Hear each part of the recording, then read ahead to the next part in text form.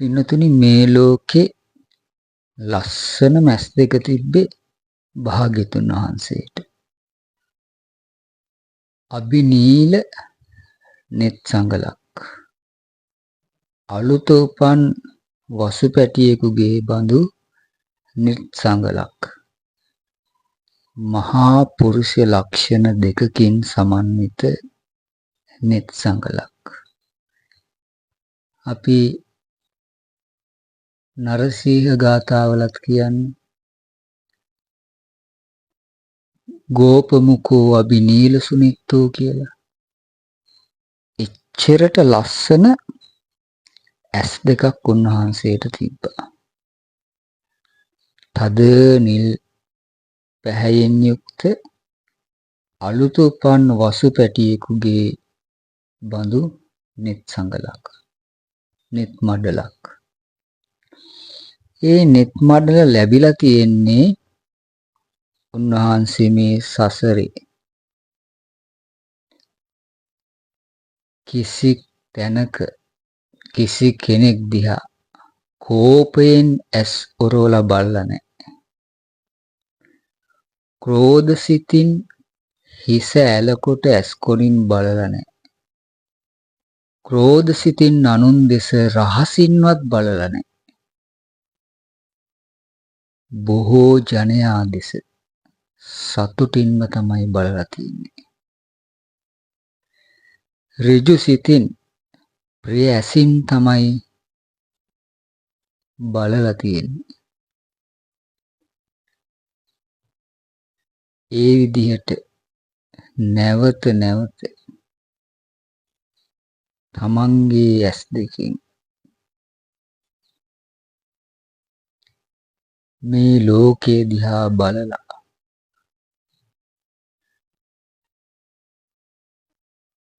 කය බිඳී මරණින් මත්තේ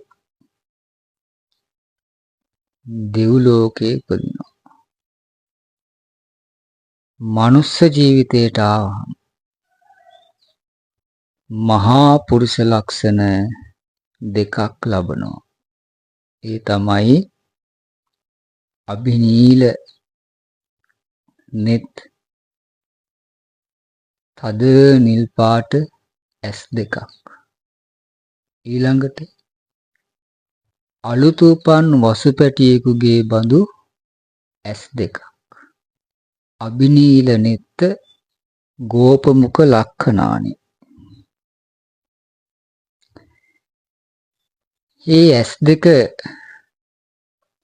ලැබුණාම ඒ මහා පුරුෂ ලක්ෂණ දෙකින් සමන්විත වුණාම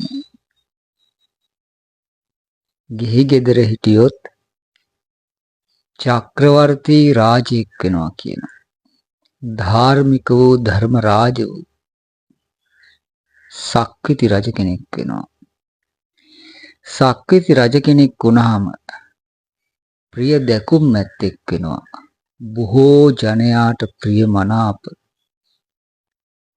බ්‍රාහ්මණයන්ට ගෘහපතින්ට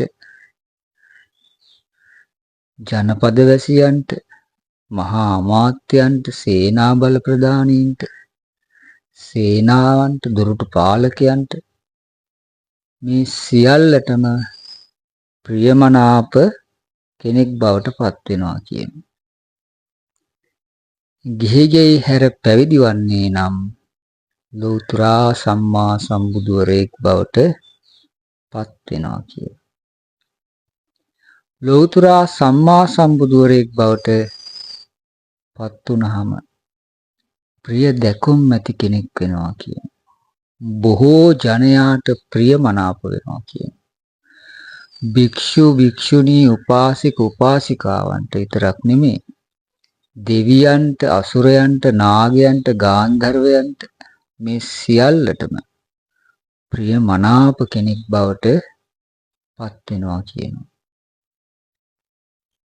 ඒ සියල්ලම පින්නතුනි අර සසරේදී ක්‍රෝධ සහිත සිතින් කෝපයෙන් රවලවත් බලලා නැහැ උන්වහන්සේ. ක්‍රෝධ සහිත සිතින් හිස ඇලකොට ඇස් කොණින්වත් බලලා නැහැ. ක්‍රෝධ සහිත සිතින් අනුන් දෙස රහසින්වත් බලලා නැහැ. උන්වහන්සේ ඇස් පුරා කෙලින් බලනවා. ඍජු සිතින් ප්‍රිය සිතින් බලනවා. බොහෝ ජනයා දෙස සතුටින් බලනවා. බලන්ද මම සරණ ගිය භාග්‍යතුන් වහන්සේ කොයි තරම්නම් ආශ්චර්යවත්ද.